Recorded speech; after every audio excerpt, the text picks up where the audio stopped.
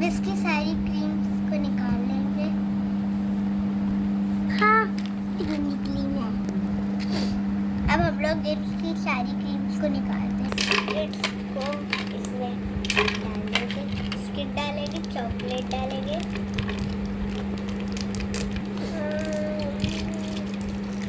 दूध डालेंगे, इसमें चीनी डालेंगे,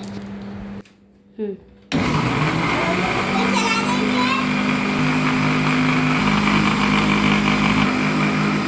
हम लोग इसका ग्लास में डालेंगे। मेरा शेक अब रेडी हो चुका है।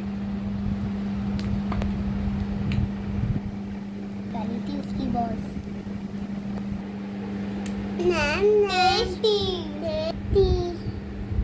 और वीडियो लाइक एंड सब्सक्राइब करें, फॉलो एंड मेरे वीडियो जरूर देखते हैं आप लोग।